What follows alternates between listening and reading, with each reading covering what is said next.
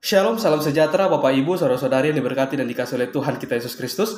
Selamat berjumpa kembali di channel Jalan yang Lurus. Saya mengucapkan banyak terima kasih untuk sahabat semua yang selalu setia untuk menonton video-video di channel ini dan juga terus mendukung perkembangan channel ini dengan mengklik tombol subscribe, like, komen, juga share kepada teman-teman yang lain. Tuhan Yesus kiranya memberkati kita semua.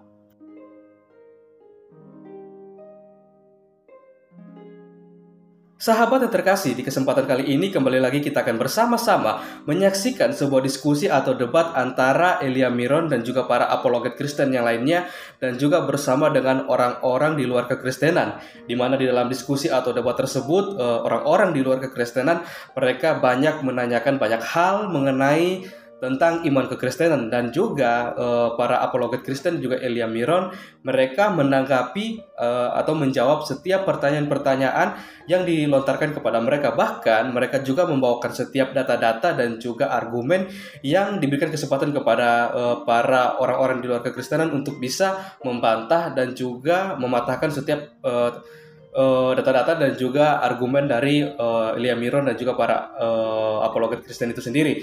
Dan tanpa berlama-lama, mari saja langsung kita saksikan diskusi atau debatnya. Saya mempersilakan untuk kita semua bisa memberikan komentar yang positif, baik, saling membangun, bukan untuk saling menjatuhkan satu dengan yang lain. Tuhan Yesus memberkati. Sedangkan sebelumnya kan memang pasti ada sih perdebatan. Cuman kan ya ampun sampai dihina-hina begitu, astaga. Iya, saya dihina-hina nggak apa-apa kok. Itu aman-aman aja. Saya manusia karena saya memang dihina nggak apa-apa. Kalau orang Kristen menafsirkan kitabnya pakai Al-Quran itu boleh nggak, Pak? Yang tidak bisa terjawab adalah mengapa Allah membela berhala. Itu loh poinnya, Sugi. Nanti kamu tanya. Membela berhala. Tadi kan Ka'bah itu adalah pusat dari penyembahan berhala. Islam belum turun karena Muslim pertama menurut Al-An'am ayat 163 adalah baginda Rasul, dan demikian diperkuat oleh baginda Rasul merupakan Nabi dan Rasul yang diutus ke situ, ya. Masalahnya kenapa Allah SWT membela pusat penyembahan berhala? Itu loh. Pusat penyembahan ada datanya bang, menyebutkan bahwa Ka'bah itu benda berhala, ada. Oke. Iya, yang menunjukkan bang, iya. Oke, ini Yang tadi ada itu. Ini kita maju yang tadi ya. Ini tadi surat Al-Fil ayat ini halaman 43. Kita maju ke halaman 60. Ya, ini jauh aja di setelah itu. Ini diceritakan bahwa aku mati lampu aja deh.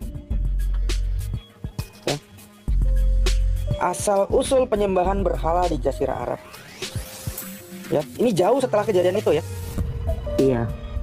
Ada yang mengatakan bahwa penyebab anak keturunan Ismail menyembah batu ialah jika mereka mengalami kesulitan di Mekah dan ingin mencari rezeki di negeri-negeri lain.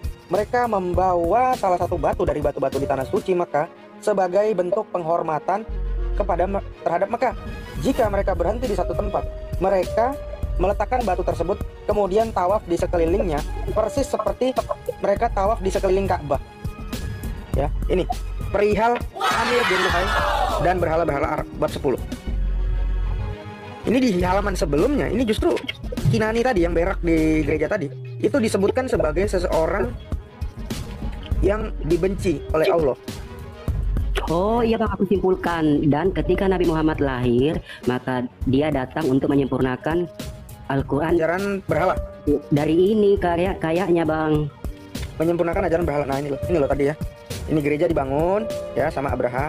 Nah di sini ya orang-orang itu, ketika orang-orang Arab mengetahui surat Abraha kepada Ar-Najasyi, ya itu sebentar. Nah ini nenek moyang baginda ya, yang Kinani tadi. Mereka menghalalkan bulan-bulan haram, mengharamkan bulan-bulan suci dan menunda-nunda bulan-bulan tersebut. Tentang hal tersebut, Allah Tabaraka wa Ta'ala menurunkan ayatnya. Surat apa nih? Surat At-Taubah ayat 37. Jadi si Kinani ini memang adalah orang-orang yang bebal ini. Ya. Ini orang bebal dan dia menolak dari apa yang diperintahkan Allah. Gitu. Mereka mengundur-undurkan bulan haram. Oke. Bid'ah nas'i. Ibnu Ishaq berkata, orang pertama kali menunda-nunda bulan bagi orang-orang Arab mengharamkan bulan-bulan halal dan menghalalkan bulan-bulan haram ialah Al-Kalamas. Nama lengkapnya ialah Huzaifah bin Abdul Abdul bin Fukaim bin Adi bin Amir bin Salabah bin Al-Harth bin Malik bin Kinanah bin Huzaimah. Ya. Inilah orang itu, Al-Kinani. Nah, orang-orang ini memang menyembah berhala karena Islam sendiri belum turun. Iya, diajaran. Tapi ketika Nabi Muhammad lahir, terus mengajarkan Islam, kayaknya nggak ada Nabi Muhammad menyebutkan kalau Ka'bah itu berhala, Bang. Ini kejadian sebelum Nabi Muhammad Anda ada. tahu nggak peristiwa Fatul Mekah? Tahu nggak peristiwa penaklukan kota Mekah? Itu sebelum Nabi Muhammad lahir atau Sesudah baginda jadi nabi dong. jadi rasul? Oh, Penghancuran 360 patung-patung berhala di Mekah. Tahu nggak? coba tunjukin, Bang. Maksudnya kalau abang punya di situ coba tunjukin, soalnya aku ya gitulah, namanya awam, gimana sih? Aku pakai ini ya, sebentar ya.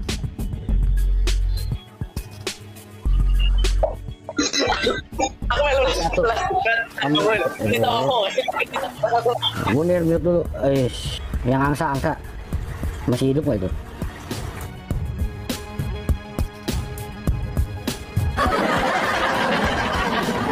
Tes. Sorry, aku ditelepon tadi. Tes. Aduh, tolong jangan telepon ini lagi ini nih, lagi di TikTok. Ada. Laga lu, jangan ditelepon lagi. Iya, ini pada nelpon, kejeda terus. Mungkin Bang Prot yang penting kali ya. Enggak, kita nggak penting. Asal jangan sebut saya Islam aja. Penting bagi Sugi lah, asik. Astaga, Sugi. Canda, Bang. Ini gimana sih? Aku aja dilok-olok sama Bang Pisi itu, aku kan nggak marah. Iya, Sugi kan dikit lagi nih dibaptis nih. Janganlah, Bang. Aku awam. Kenapa kamu masih mau? Enggak ahli hadis, Tunggu ya, kita pakai ini aja. Zuki, kamu mau Mungkin kenapa diselamatkan masih kok? mau? Jangan, gimana sih? Enggak diselamatkan kok nggak mau sih, aneh loh. Terima kasih banyak. Nah, biarlah aku selamatkan diriku sendiri. Oh, ya udah. Oh, salah, Sombong salah. banget udah Kenapa ternyata bisa? Allah. Kenapa bisa? Maaf, Nggak Bang, bisa manusia nyelamatin diri sendiri. Iya, makasih banyak, Bang. Udah Pilih. Tolong jangan ditelepon. Terima kasih banyak. Teman-teman tolong jangan ditelepon. Jangan ditelepon ya, profesornya ya, lagi mengajar. Bentar lagi aku. Iya. Yang di bawah yang komen, tahu nggak sih ada orang di bawah komennya gini, periksa rekening Eli, katanya. Ngapain kan periksa rekeningku? Rekening profesor aja lah periksa. Jangan saya Disuruh itu minta nomor rekeningnya Mas Eli ya, kayaknya mau dikirimin. Periksa rekening Eli, ngapain kok periksa rekeningku, mau ditransfer? Nggak apa-apa, saya kasih. jangan saya kerja di WhatsApp Pak. Nanti kalau kalian periksa rekening saya periksa WhatsApp kalian. Dengerin tuh. Ya. Oke, ini Kita nomor WhatsApp ya. nah ini oke, kita buka di halaman. Saya buka pakai buku ini ya. Nanti saya kasih judulnya. Ini buku adalah Sirah Nabawiyah Oxford, yang menerjemahkan adalah orang Islam. Kenapa saya buka ini? Karena saya lebih cepat pakai Control Find. Buku aslinya tadi saya punya ya, ini ya. Ini buku asli dalam bahasa Arabnya. Kemudian diterjemahkan oleh Universitas Oxford tahun 1952 ke dalam bahasa Inggris. Nah, ini lihat. Di sini dikatakan bahwa bentar deh.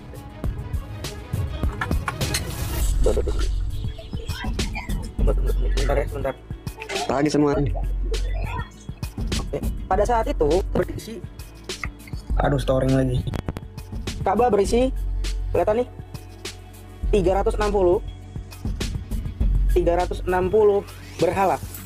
Ya, Apostle entered Mecca on the day of the conquest and it contained 360 idols which Iblis has strength with lead.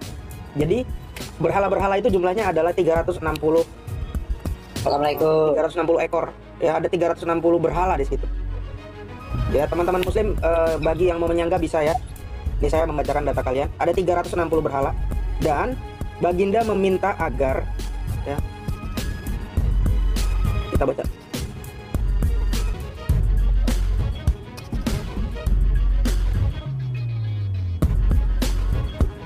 Nah, ini. Baginda meminta agar berhala-berhala itu yang ada di Ka'bah harus dikumpulkan, should be collected and burned. Dikumpulkan dan dibakar dengan api dan dihancurkan. Ini peristiwa Fatul Mekah itu. Ya. Jadi berhala yang ada di Ka'bah tadi jumlahnya adalah 360 dan harus dikumpulkan perintah dari baginda Rasul, dibakar dengan api dan dihancurkan. Bahkan di sini ada cerita yang lucu ya. Ini saya kasih tahu buat Lai Elia. Ternyata di dalam Ka'bah waktu itu ada gambar. Gambar siapa? Yesus dan Maria. Ya, Yesus dan Maria. Dah, kok gitu? Oke. Kemudian di sini diceritakan bahkan ada seorang perempuan Gasanit ini yang saya kasih ping ini. Gasanit ini adalah Kristen yang disebut monofisit yang sekarang pusatnya itu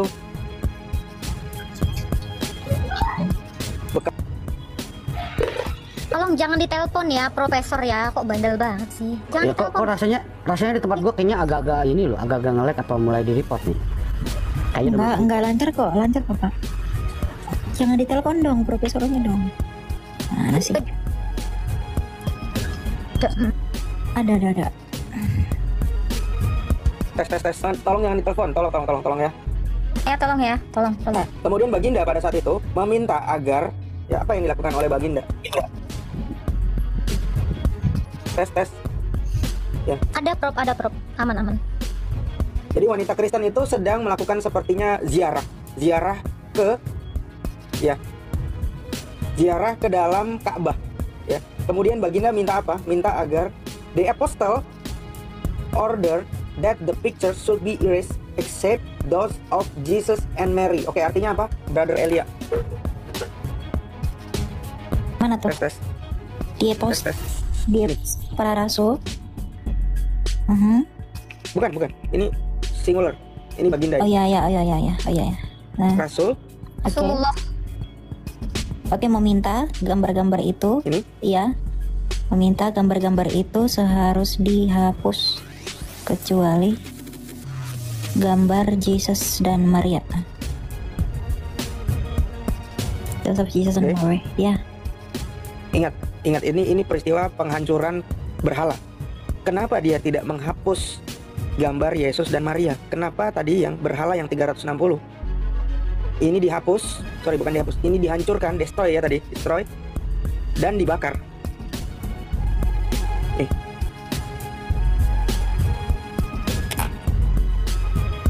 Tapi nangkap ya kira-kira ya. Sorry, aku diteleponin terus. Ada. Itu sumbernya dari mana, Prof? Coba kasih tahu orang-orang ini. Betul itu. Oh, oke. Prof. Ini aku sumber tadi aku bilang janji mau ngasih. Betul itu, cuman itu kan yang Maria itu bentuknya cuman gambar, Prof. Bukan berbentuk patung. Jadi ditutupin. Ya, gambar itu ikon berarti ya, Bro. Iya, cuman ikon, betul. Betul. Dari dalam Ka'bah itu, betul. Ini ngomong siapa? Nggak ada indikator di tempatku. SB Suci. Suci kamu apa? Suci kamu Muslim kah atau apa? Kristen? Muslim kan. Muslim. The Life of Muhammad Ibn Ishaq, ya, diterjemahkan oleh Guillaume oleh Oxford University, ya. Buku aslinya Elia mau. buku aslinya ini. Elia mau nggak sih kirimin Elia? Oke. Ya, ini buku ori. Oke, kira-kira seperti itu, teman-teman. Aku diteleponin ya. Ada yang ngajak sarapan. Aku pamit dulu ya. Sarapannya dari lantai 10 ke lantai 1, Bro. Mantap sekali. Di luar. Iya, makasih banyak. Nanti kita diskusi lagi ya. Kalau Oke. aku masuk lagi. Iya. Jadi kita belajar Makasih banyak. selalu ya, teman-teman. Ya, thank you, Prof. Thank you, Laiku. Bye.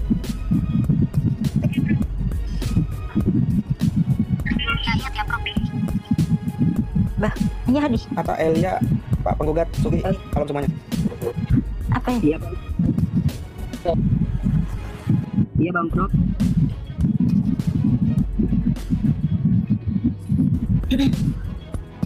Kenapa, Prof? Ada apa, Prof? Mau ngajak saya sarapan? Ngelek dia. Oh, nge-like. Kirain mau ajak aku sarapan. Biar terbang aku sekarang. Intinya makasih deh buat Bang Prof penjelasannya tadi. Iya. Kamu jadi gitu Zugi, kamu itu sebagai seorang Muslim yang baik harus mau belajar juga ya. gitu. Itu tadi data-data dari Prof dipelajari, jangan ditelan mentah-mentah. Itu juga bagus untuk memperdalam imanmu sendiri gitu loh. Iya. Jadi nggak mudah digoreng orang, oke? Iya betul. Iya begitu. Itu namanya apa? Mengedepankan ilmu. Ini Bro. di luar tentang keimanan, tentang mengimani kan. Iya, masalah iman kamu mengimani itu atau tidaknya itu tergantung bagaimana kamu memahami. Brother, mantap, makasih banyak brother. Ya, harus gitu. Semoga Tuhan selalu melindungimu dimanapun berada. Terima kasih Akhi, terima kasih. Ukfi, terima kasih. Makasih ya bro ya, kamu memberkati aku ya. Thank you, diberkatilah engkau juga ya. Ya, karena kan kalau mendoakan orang lain itu sama halnya mendoakan diri sendiri, apalagi Betul. Kamu nih kok agak beda sama yang lain. Kok beda kau? Nih gue curiga ini bukan Islam ini si Jugi nih. Oh, Kan kok Islam kok ya? Kok Kristen si Agatha ya? Kau pasti dibayar kan si Agatha, kok settingan kau? Enggak bro itu. Wow, berapa? Aku baper. Enggak lah, pokoknya Islam baik buat kalian lah. ada yang baik. Kalau ada yang baik itu selalu dicurigai soalnya di roomku. Ini settingan. Maunya yang barbar aja. Teman-teman gue juga banyak yang baik kok, yang baik. Jadi enggak semua, enggak boleh digeneralisasi. Intinya manusia itu punya sisi baik dan buruk. Kita ceritakan aja. Betul banget. Gitu. Kalau menceritakan buruknya itu sama halnya gibah, Mbak. Iya. Tuh, tengok ya. Kang Nyukur nih kata, Bapak Kapolda tangkap Zugi nih. Kau bukan Islam tahu. Kau nggak menunjukkan keislaman soalnya. Kau disettingin kok ya. Kau dibayar kok ya. Kau bukan Islam kan? Coba kau sahadat. Oke, udah. Emang ada ya. Sahadat kau. Asyhadu anna Muhammadar Rasulullah. Iya. Oke bro. Ada lagi yang mau kamu tanyakan bro? Kalau ini kita Belum difitnah, gua keluarkan dulu fitnahan mereka soalnya. Enggak apa-apa lah, itu hukum tabur tua itu. Ya. Pribadiku atau siapa Mbak? Kalau pribadiku mau diolok-olok kayak Bang Piti itu enggak apa-apa. Wah, jangankan kamu bro, saya dihujat se-Indonesia aja aku santuy bro. Iya. Yang mukaku diedit kayak kambing lah, dibuat matanya gede lah, terserah, nggak apa-apa. Jadi kamu nggak usah merasa sakit hati. Aku kemarin ikut ngetawain diriku aja waktu Bang Piti tampilin TikTokku itu sama temanku. Aku ketawain diriku aja waktu Bang Piti tampilin TikTokku itu sama temanku. Entah dia jawab. Oh iya. Nggak apa-apa. Jadi apologetika itu tuh ada dua sisi bro. Jadi dari pihakmu dan dari pihak kami, tergantung bagaimana orang yang mendengarkan. Karena apologetika itu kan pertanggungjawaban ya. Jadi bagaimana kita memberi pertanggungjawaban atas tuduhan liar terhadap iman kita gitu. Yang penting apa yang kita sampaikan itu bersumber. Kalau itu punya sumber, kemudian itu bisa divalidasi. Masalah itu benar atau tidaknya, itu informasi itu atau tidak. Kebanyakan sih tidak, makanya suka digoreng-goreng. Jadi saya harap kamu tidak menjadi bagian dari yang seperti itu. Amin. Ya udah, thank you bro. Kalau udah ada lagi yang mau kamu tanya, kalau ada salah kata yang Mbak Agatha. Oke, kita minta maaf juga ya bro ya. Thank you ya. Iya. Selamat siang. Selamat siang. Selamat siang. Sahadat kau. Kau minta ditangkap. Yang di bawah ini. Kau murtad katanya tuh. Murtad si Sugi ini katanya.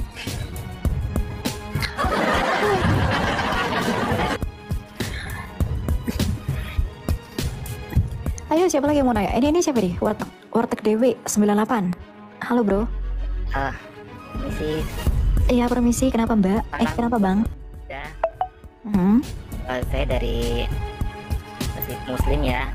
Dengan tadi ya, memang banyak dari pada orang agama Islam itu menyembah berhala ataupun batu yang jadi kiblat kita.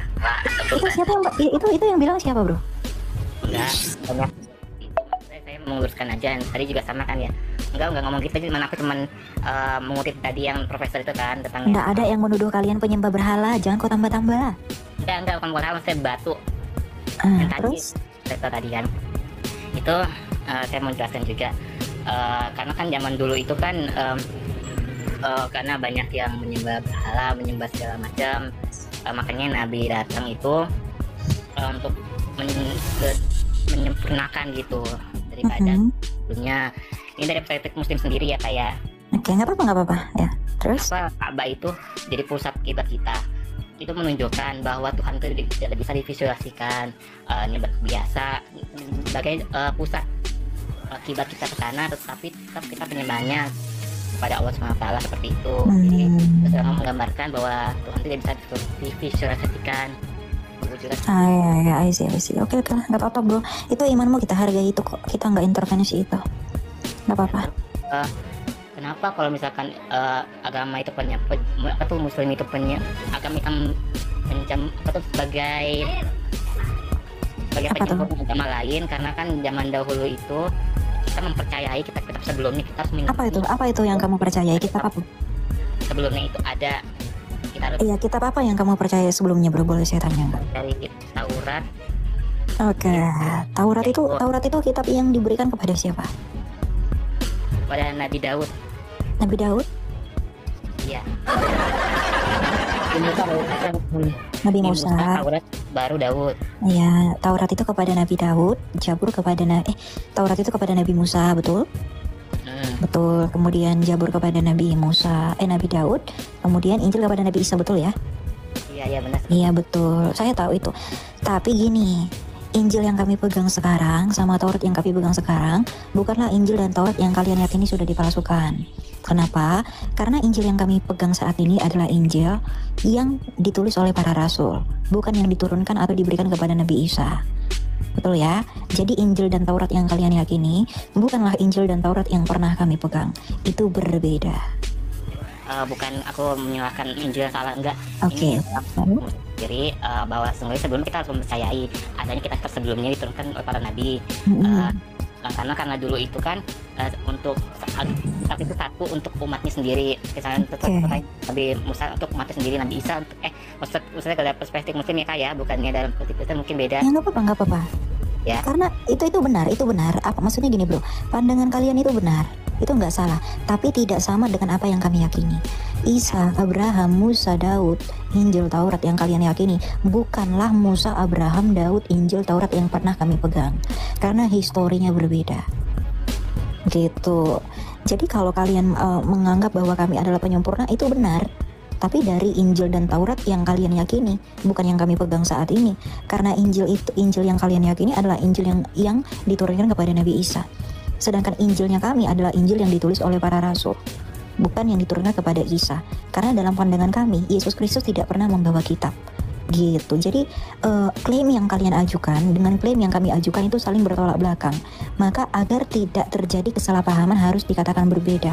Terlepas dari kalian bisa membuktikan itu dari sejarahnya atau tidak, tetapi harus diyakini demikian. Kadang pemaksaan itu yang membuat kita itu semakin ribut bro. Misalnya nih kamu berkata bahwa itu yang kalian pegang saat itu itulah yang kami yakini, itu akan menjadi masalah nanti. Gitu maksud saya. Jadi jangan pernah disama-samain, harus berbeda.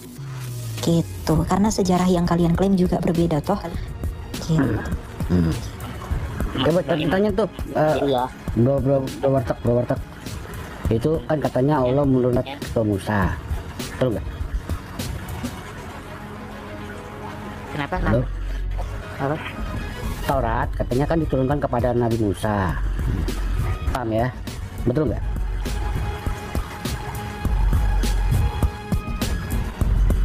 Halo, suara gua apa hilang ya? Ada kok suaranya jelas. Ya. Lanjutkan. Gimana? Pak Wardi. Taurat kan diturunkan kepada Nabi Musa kan, betul? Halo warteg. Taurat diturunkan kepada Nabi Musa enggak? Betul enggak? Benar enggak itu? Iya. Iya. Betul ya. Berarti beda. Kalau kita kan Taurat bukan diturunkan pada Nabi Musa, tapi ditulis. Oleh Musa dan Yosua itu. Beda ya. Beda. Jadi memang beda. Jadi Bapak harus ingat ya. Penafsiran Quran jangan pakai Taurat punya Musa kita. Ya udah lain cerita. Pakai aja Taurat yang diturunkan kepada Nabi Musa di sono gitu loh. Ya, silakan. Tapi jangan ambil yang dari sini. Jangan nyebrang deh istilahnya ya. Nyebrang cuman mempercayai adanya kitab aja, tidak untuk menyeberang ke kitab yang manapun, cuma mempercayainya aja bahwa itu memang ada. Iya. Kan diturunkan. Ya kalau kamu mempercayai ya harus mempercayai sesuai dengan tidak apa yang menyelam ke kitab tersebut, tidak menyerang kitab tersebut, enggak. Maksudnya enggak. Kita tidak menuduh kamu. Kita tidak menuduh kamu menyerang, bukan. Tetapi begini, kalau kamu mengatakan kami hanya mengimani, oke, nggak apa-apa. Tapi imanilah sesuai dengan apa yang diwahyukan padamu. Ya, yang kamu imani itu adalah Taurat yang diturunkan kepada Musa dan Injil yang diturunkan kepada Isa. Itu yang kamu yakini. Gitu. Sedangkan Injil yang kami pegang adalah Injil yang ditulis para rasul, dan Taurat yang kami pegang dan Yahudi adalah Taurat yang dituliskan oleh Musa dan Yosua. Jadi bukan yang pernah kami pegang itu yang kalian imani. Gitu maksudnya. Jadi ya udah, imani aja dengan apa yang mau kamu imani itu, tapi bukan apa yang ada pada Yahudi dan bukan yang ada pada kekristenan yang pernah kalian atau disuruh untuk imani itu, karena berbeda. Itu maksudnya, ya. Itu aja, mungkin takutnya nanti melebar kemana-mana. Saya juga tidak mau untuk, kita juga menghargai agama orang, iman orang. Ya, harus menghargai. Justru bro. Kita boleh mencela apapun itu, punya agama itu gimana sendiri, itu tidak bisa dipaksakan, itu dari sendiri, itu keyakinan sendiri. Makanya saya juga daripada kelamaan, saya mungkin turun aja kali ya, nah udah menjabarkan yang lain ya. Iya, nggak apa-apa. Salah paham nanti kan di publik ini. Ada. Oke, salam semuanya ya Kak ya. Salam, thank you. Salam. Justru Siapa nih Visi The King? Visi The King. Coba kita tanya dulu, kita tanya. Halo, Asli men. Visi nggak sopan ke rumah orang ngopi. Nih, PC asli atau palsu? Visi The King. Ya, salam. Gua pansos dulu ya. Tuh, palsu ini. Palsu ini. Terusin bro. Jangan nanya enggak.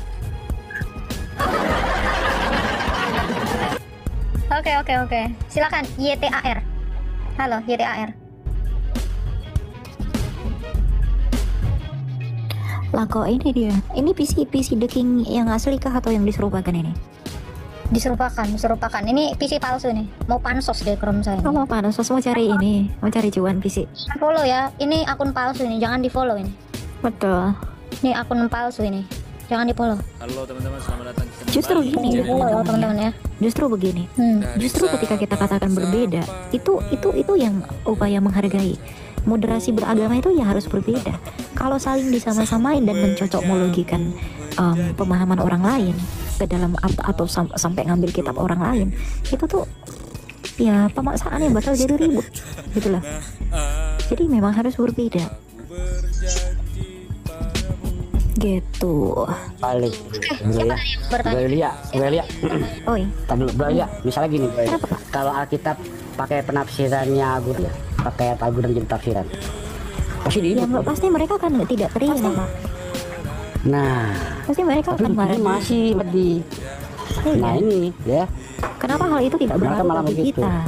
Gitu loh. Nah, ini. Kita akan bertemu kembali bersama dengan yang dibawa malah bilang saya minta revisi. Satu kata revisi pun dalam video full saya itu nggak ada loh. Tapi mereka mau digoreng-goreng sama orang. Ada emang susah ini orang-orang. Satu kata revisi pun dalam video saya tuh nggak ada. Tapi mereka terlanjur membenci dan menghujat saya hanya dengan gorengan orang. Itulah mereka. Mereka nggak tahu yang sebenarnya. Perjelas dulu. Elia, direvisi. Gua yang minta direvisi. Nanti malam ya, kita lihat. Ya, menista Islam. Lihat videonya ntar ya. Gua live terus. Mereka terlanjur menghujat, mereka terlanjur berdosa, mereka terlanjur berbuat salah, mereka terlanjur paket dan datanya habis naik ke levelnya untuk menghujat saya hanya karena kesalahpahaman mereka sendiri, hanya karena gorengan-gorengan orang tanpa tahu yang sebenarnya seperti apa. Saya masih simpan video fullnya kok, saya bisa putarkan bahwa satu kata revisi pun tak saya sebutkan di sana. Saya bukan prihatin pada siapapun, saya hanya prihatin pada kualitas. Kenapa Anda mendapat berita itu tidak dikonfirmasi dan divalidasi dulu? Gitu loh. Saya hanya seperti itu sih, maksudnya jangan terburu-buru lah untuk membuat kesimpulan. Nanti gede ke bawah-bawah kayak gitu. Jadi apa? Jadi trouble. Silakan Yuda. Ada yang mau kamu tanyakan, Anda? Ya, saya pengen nanya nih. Kan Elia sepertinya kan paham banget ya sama kitabnya sendiri ya. Enggak juga. Enggak juga. Mhm. Oke. Saya boleh bertanya nggak ini? Silakan. Ada yang mau kamu tanya? Apa?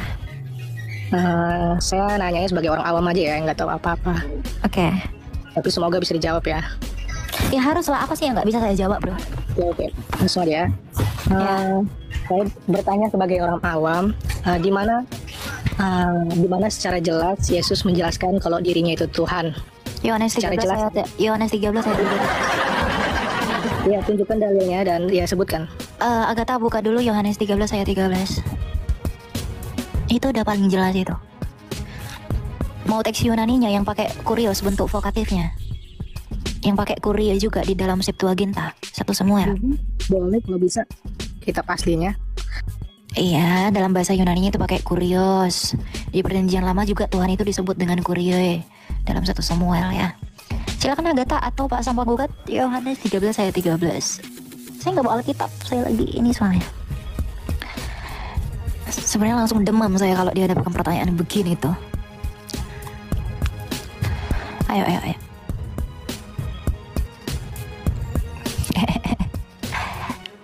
Oke. 13 ayat 13, Neng. Tuh. Kamu menyebut aku guru dan Tuhan, dan katamu itu tepat sebab memang akulah guru dan Tuhan. Tuh. Itu bro, itu pengakuan langsung dari Yesus ya. Karena arti Tuhan itu adalah penguasa, adalah pemilik dan pengendali. Coba Agatha Matius 28 ayat 18 bro. Biar kita lihat Yesus itu berkuasa atas apa sih sehingga dia disebut sebagai Tuhan. Tadi Yesus sudah menyebut dirinya Tuhan ya, mengakui dirinya Tuhan. Nah, Yesus itu Tuhan atas apa? Coba Matius 28 ayat 18. Biar kamu baca nanti.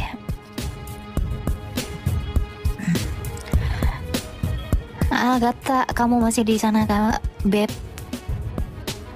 Adakah dirimu di situ? Tuh, Matius 28 ayat 18. Oke, Yesus mendekati mereka dan berkata, kepadaku telah diberikan segala kuasa di surga dan di bumi. Artinya kuasa di surga dan di bumi itu telah dimiliki oleh Yesus. Artinya dia telah berkuasa atas surga dan bumi diberikan oleh Bapaknya. Maka Yesus adalah Tuhan atas surga dan bumi. Jadi Yesus adalah Tuhan selain daripada ia mengakui dirinya sendiri. Ia juga mengklaim sendiri bahwa surga dan bumi dibawa ke penguasaannya. Maka Yesus adalah Tuhan di atas segala Tuhan. Dia adalah kurios kurion di dalam kitab Wahyu. Itulah Yesus Sang Kristus Raja kami itu. Dia sejatinya Tuhan. Coba Agatha, bukan hanya pengakuan Yesus, Lukas 2 ayat 11 bro. Melalui dia Allah, iya. Coba bro, Lukas 2 ayat 11. Selain Yesus bersaksi tentang dirinya, malaikat juga memberikan kesaksian tentang dia, bahwa siapakah Yesus itu. Jadi yang pertama, Yesus telah mengklaim bahwa dia adalah Tuhan. Yesus telah mengklaim bahwa surga dan bumi adalah segala kuasanya. Sekarang yang mengonfirmasi kesaksian Yesus ini siapa? Buka Lukas 2 ayat 11.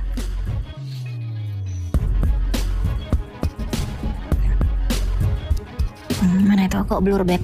Makanya HP itu jangan yang mahal banget Beb. Lukas 2 ayat 11. Hari ini telah lahir bagimu yaitu Mesias Tuhan di kota Daud. Siapa yang ngomong itu? Malaikat. Jadi malaikat itu mengumumkan kepada orang-orang para pengembala itu bahwa Allah yang telah menjadi manusia telah lahir, yaitu Yesus Kristus. Jadi selain daripada Yesus Kristus mengakui dirinya adalah Tuhan, Yesus juga mengatakan bahwa dia berkuasa atas surga dan bumi, maka malaikat juga mengonfirmasi kesaksiannya itu. Artinya, dua kesaksian tentang dirinya dianggap sah di dalam hukum Yahudi, yaitu dui ganda saksi. Menurut hukum Yahudi, Yesus tidak bisa tidak dari dirinya sendiri, dan malaikat dengan dua saksi adalah Tuhan yang sejati. Gitu. Yesus mengutus nabi-nabi, Matius 23 ayat 34. Coba Agatha. Hanya Tuhan yang bisa mengutus para nabi. Matius 23 ayat 34. Matius 23 ayat 34. Hanya Tuhan yang bisa mengutus nabi, dan Yesus mengutus nabi, bro. Jadi selain daripada pengakuan Yesus, tapi juga Yesus membuktikan itu dengan apa yang dia lakukan. Iya. Matius 23 ayat 34. Agak blur, Beb. Ayat 34, mana tuh? 23 ayat 34. Oh, oke. Itu tuh. Supaya semua orang menghormati anak sama seperti mereka menghormati Bapa. Siapa yang tidak menghormati anak, ia tidak menghormati. Bukan itu. Aduh. Kenapa tunjukkan ayat itu ya? menghormati Bapa sama dengan menghormati anak. Cara menghormati Bapa itu seperti apa? Menyembah Bapa lah. Kalau kalian bertanya, di mana Yesus berkata, "Akulah Tuhan, sembahlah aku." Yesus sendiri berkata, menghormati Bapa sama seperti menghormati anak. Menghormati anak sama seperti menghormati Bapa. Caranya bagaimana? Menyembah. Jadi kalau kalian minta pernyataan Yesus, sembahlah aku. Ya itu dia. Yohanes 5 ayat 24. Iya, coba Wahyu 22 ayat 16, Beb.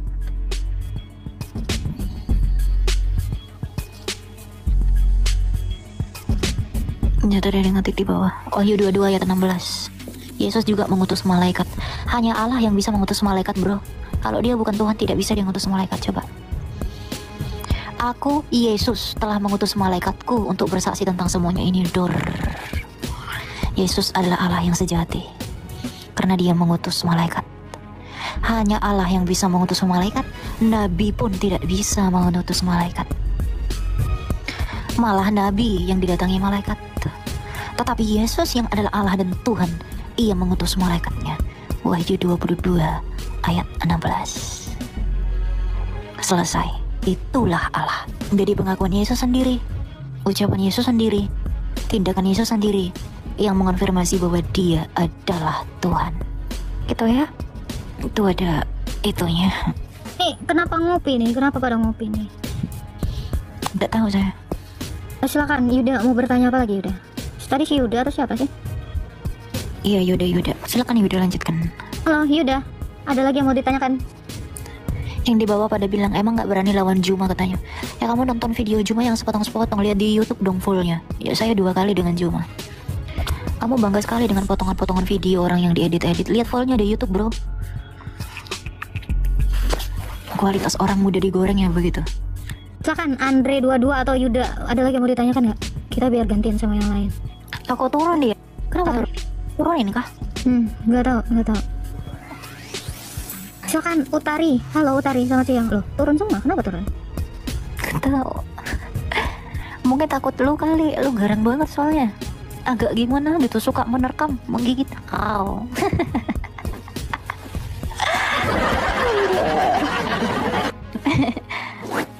Ada aja.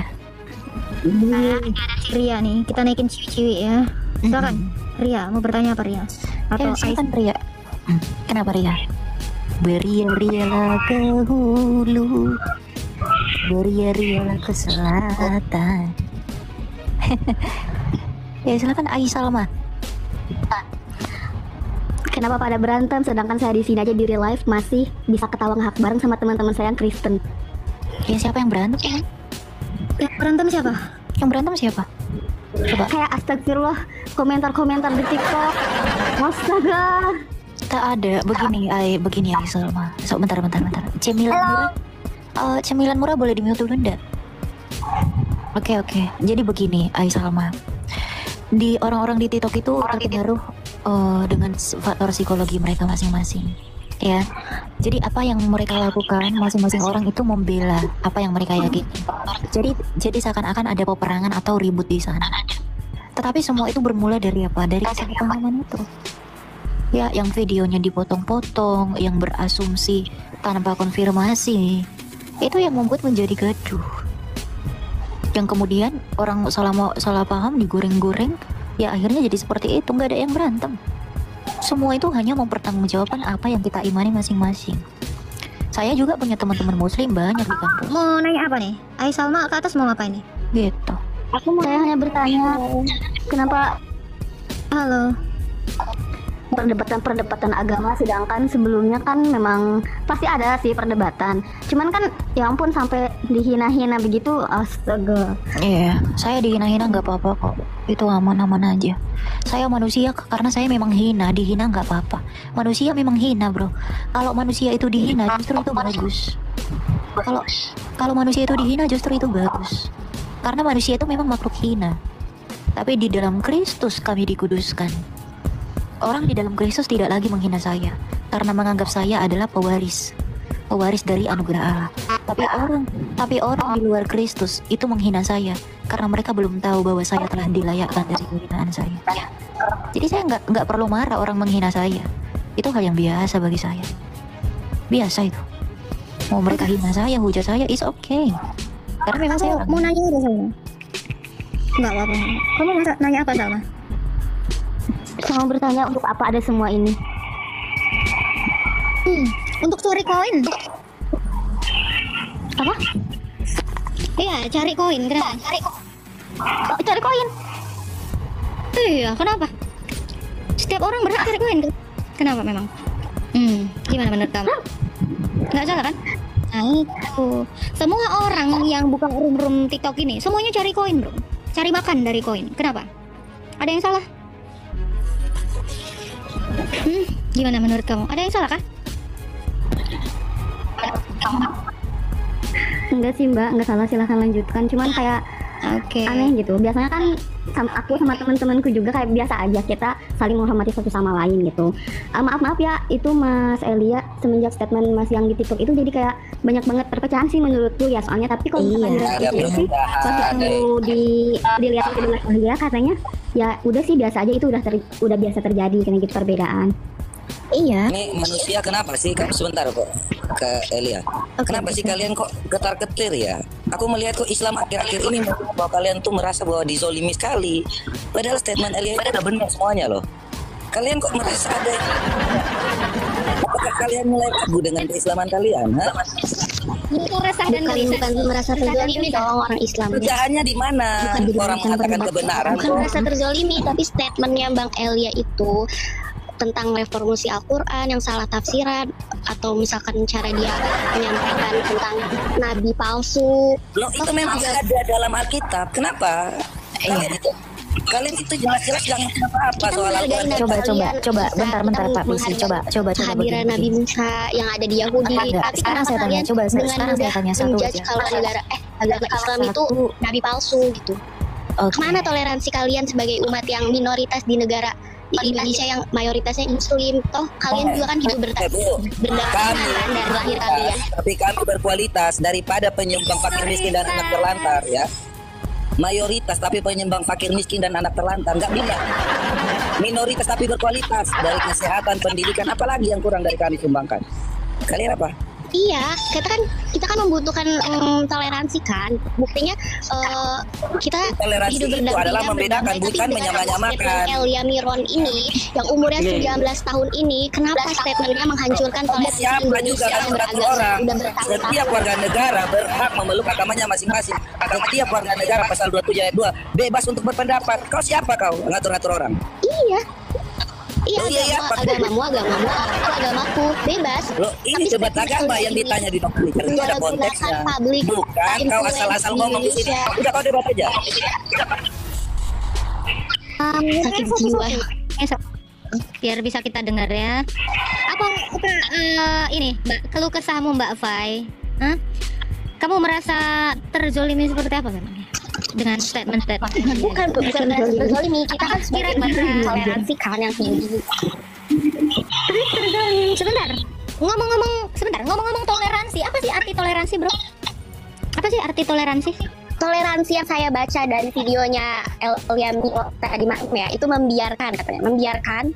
Artinya ya kita hidup berdampingan, membiarkan agama lain beribadah, agama ini beribadah tanpa mengusik satu sama lain, tanpa mengusik historiologi atau apalah itu katanya Kak Elia Miron kan. Nggak salah dong?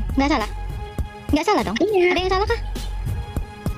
Tidak ada yang salah. Tetapi mempermasalahkan ini yang berstatement agama palsu lah, apalagi tuh yang menganggap sekarang gini, kita ini kan masing-masing sudah dewasa ya, bahkan dewasa dalam beragama. Kalau kamu merasa tidak palsu, kamu nggak perlu panik. Kalau kamu merasa kamu itu tidak dizolimi, ya jangan panik. Bukan panik dong. Loh kan gini loh, kalian meledek kita nabi palsu, oke lah kita menerima itu. Tapi kalian ketika kita meledek Tuhan palsu, bagaimana perasaan kalian? Tuhan yang disalib ternyata palsu.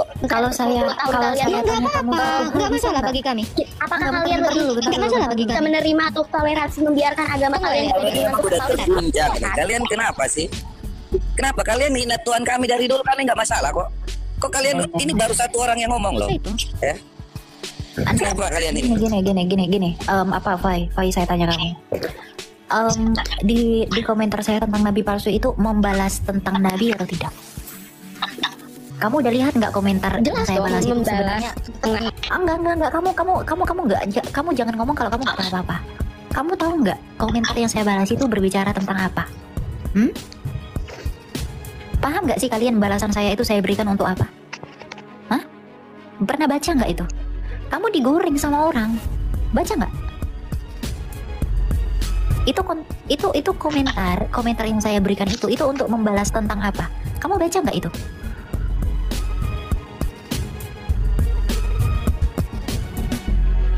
Ya kok jangan mentol-mentol, kamu jangan mau digoreng orang. Direvisi seperti kitab kalian Injil. Oke, Sesuai gimana zaman itu. ungkapan saya? Jangan kabur kemana-mana, nak. Sebentar. Enggak, kalian sudah mau fitnah saya. Kalau kamu diam dulu. Kalau kamu mau mengatakan toleransi, ya, artinya kitabmu. Jangan pakai kitab kami untuk tafsiran kitab kalian. Ngerti kamu? Hah? Loh, Itu yang seharusnya jadi toleransi. tentang reformasi. Bukan saya kalian, bukan kalian. Ini katanya minta Kemenak Islam untuk mereformasi. Mentang-mentang mayoritas memperlakukan orang lain seenak kalian. Gitu. Oh, Ya. iya dong. Oh iya gitu. Itu toleransi versimu gitu. Kita menghargai. Sabar. Sebagai mayoritas di dunia ini, kami boleh memperlakukan kalian seenak kami begitu. Gimana menurut kamu? Kita seenaknya dengan minoritas, kita mungkin sudah menjajah dan memaksa orang Kristen untuk masuk Islam, tapi ternyata tidak kan. Kita menghargai dari Karena negara ini masih republik. Paham tidak kamu undang-undang? Natal. Hah? Apa toleransi Saya menurut juga kamu? kan sahabat-sahabat Membiarkan orang kalian Kristen, seenak-enaknya saya menafsirkan pernah kitab ke orang? gereja, tapi saya mentolerir. Itu toleransi kalian. Sabar Pak Sang, sabar. Botol bener perempuan. Sabar Pak Sang, sabar ya. Sabar Pak, maaf saya ya. Sabar sama Uti. Uti, kira-kira kalau kami orang Kristen menjelaskan sesuatu, ya, misal dari PGI atau apa ya, badan gereja gitu, menafsirkan kitab kami pakai Quranmu, kira-kira kamu keberatan nggak? Silakan Fai, dijawab Fai. Silakan itu dulu Fai. Orang itu berapa? Cari sinyal dulu baru bicara. Bicara dulu sinyal belakangan gimana sih? Karena kata Mbak El ini kan Kristen dan Yesus Kristus turun di abad 4. Nah setelah itu di abad 7 Nabi Muhammad turun dan membawa Al-Quran. Oke, kita tidak Kami di abad pertama. Tapi kenapa? Bentar. Kami di abad Bentar dulu, Fai. Menjadi mutlak hal. Ini fokus dulu. Ini fokus dulu, ini minta direforma. Enggak, saya tanya dulu ya. Kira-kira kalau orang Kristen menafsirkan kitabnya pakai Al-Quran itu boleh nggak, Fai? Coba itu dulu dijawab, Fai. Keberatan nggak, Fai? Halo, Fai. Aduh, ini suara gua ada nggak sinyal ya? Ada. Aku nggak dengar apapun. Ada. Iya, nggak ada sinyal itu. Suruh naik pohon dulu tuh. Kalau nggak yang listriknya naikin. Bisa kalian setrum. Sabar Pak, sabar. Coba, Fai. Itu dulu dijawab ya. Bisa diulangi Iya, lagi nggak? misalnya begini. Saya ambil ayat-ayat kitab sucimu untuk menafsirkan tentang Tritunggal. Gimana? Dan itu harus tertulis ya. Lalu, pokoknya orang Kristen nggak butuh itu. Masalahnya gitu, bro. Kekristenan itu nggak butuh kitab orang untuk menerangkan kitabnya. Bro. Mungkin saya katakan yang nggak dewasa itu mau ikut live ini karena baik-baik ya, Kak. Tidak mau terjadi rusuh-rusuh atau bentak-bentakan seperti Kak Sang ini. Ya, saya mohon maaf. Saya sebagai hal yang sedang viral aja. Saya sebagai host minta maaf atas narsum saya, itu kesalahan saya. Sebenarnya nggak perlu kamu minta maaf, Agatha. Kamu nggak perlu minta maaf. Kalau saya main keras, itu masih wajar. Kalian lebih parah daripada kami. Orang ibadah aja dibubarin. Ya, diusir-usir Perlu maki-maki. minta maaf, Agatha. Memang kalian botol kok. Ini playing victim aja. Botol kalian tuh. Jujur saya sudah menonton video KSD Kau dari tadi ngomong tentang toleransi, tapi dia ngomong tentang kita loh. Ini botol ini. Otaknya setengah kok. Dengan Kau ngerti apa? Tuhan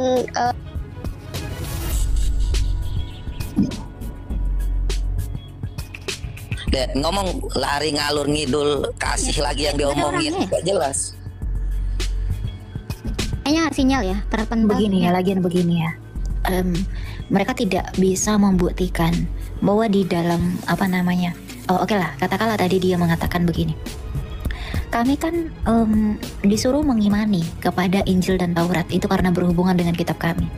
Injil yang kalian imani adalah Injil yang dibawa oleh Nabi Isa. Sedangkan Injil yang kami punya adalah Injil yang dituliskan para rasul. Kenapa tidak ngambil dari Injilnya Isa? kenapa dia ngambil itu dari Injilnya para rasul? Oke, Gini kenapa? loh, boleh-boleh Maaf ya. aja, boleh-boleh aja ditafsirkan, boleh-boleh aja nggak apa-apa. Kenapa saya minta maaf, Bang Pisi, atas nama Pak Sang Penggugat? Kenapa saya minta maaf? Ini udah mau Desember, saya was-was. Ya, saya takut. Setiap mau Natal saya takut. Makanya kita harus baik-baik. Ya, ini udah mau Natal nih, saya takut. Nggak perlu berbaik-baik sama mereka. Nggak perlu kayak gitu. Mereka udah terlalu kurang ajar. Bertahun-tahun diemin. Pak Sang. Ya. Saya takut, Pak Sang. Saya takut itu. Versi mereka adalah mereka berbuat seenaknya, kita harus biarkan. Itu versinya mereka, toleransi. Beragama apa kayak gitu di Indonesia itu? Hah? Mereka berbuat seenaknya, kita harus biarkan begitu. Kurang ajar sekali kalian. Indonesia negara Islam, negara agama Islam. Islam. Sahabat Jalan yang Lurus, kita bersama-sama telah menyaksikan sebuah diskusi atau debat yang sangat menarik dan juga pastinya sangat memberkati kita semua, di mana kita juga bisa melihat para apologet Kristen dan juga Elia Miron, mereka sangat dipakai Tuhan secara luar biasa, sehingga mereka bisa mempertanggungjawabkan iman mereka kepada orang-orang di luar kekristenan. Dan ketika orang-orang di luar kekristenan mempertanyakan tentang iman kita, mereka dengan baik, dengan penuh rasa tanggung jawab, dengan berani, mereka bisa menjawab setiap pertanyaan-pertanyaan yang dilontarkan kepada mereka. Bahkan mereka juga bisa dengan secara baik, dengan baik pastinya membawakan data-data historis yang bisa dibuktikan kebenarannya. Sehingga dengan data-data ini, orang-orang yang bertanya di luar sana, mereka akhirnya terbungkam atau terdiam. Karena apa? Karena Elia Miron dan para apologet Kristen yang lainnya, kalau berbicara soal data itu pasti real dan bisa dibuktikan kebenarannya, dan hal inilah yang tidak bisa dibantah oleh orang-orang di luar kekristenan. Karena apa? Karena kita bisa melihat kebanyakan orang di luar kekristenan ketika mereka bertanya bukan untuk bertujuan mencari tahu atau mereka tidak tahu, melainkan mereka bertanya hanya untuk menyerang iman kekristenan. Dan hal inilah yang pada akhirnya membuat para apologet Kristen dan juga Elia Miron pastinya dengan mudah menjawab setiap pertanyaan-pertanyaan mereka. Bahkan ketika pertanyaan-pertanyaan mereka bisa dijawab, malah mereka kepanasan, emosi, dan tidak terima dan tidak suka dengan jawaban yang diberikan. Malahan mereka berusaha mencari cara bagaimana ingin menyerang dan menjatuhkan setiap jawaban-jawaban yang sudah mereka terima. Dan hal ini juga yang membuat saya pribadi berpikir bagaimana kita juga sebagai orang percaya harus betul-betul sungguh-sungguh bisa menguasai setiap data dan juga bisa mempertahankan setiap argumen kita, sehingga ketika orang di luar sana mempertanyakan tentang iman kita, kita bisa mempertanggungjawabkan, bahkan menjelaskan kepada mereka supaya mereka tidak lagi mengusik-ngusik, bahkan mempertanyakan soal iman kita kepada Yesus Kristus. Dan kita terus berdoa kepada Elia Miron dan kepada para apologet Kristen yang lainnya supaya mereka terus dipakai Tuhan secara luar biasa untuk menjangkau dan memberkati banyak orang dan membuat orang di luar sana bisa terbuka pikirannya, tercerah, sehingga mereka bisa melihat kebenaran yang sejati hanya ditemukan di dalam Yesus Kristus. Sekian video saya di hari ini, sampai berjumpa di video saya yang selanjutnya. Tuhan Yesus memberkati kita semua.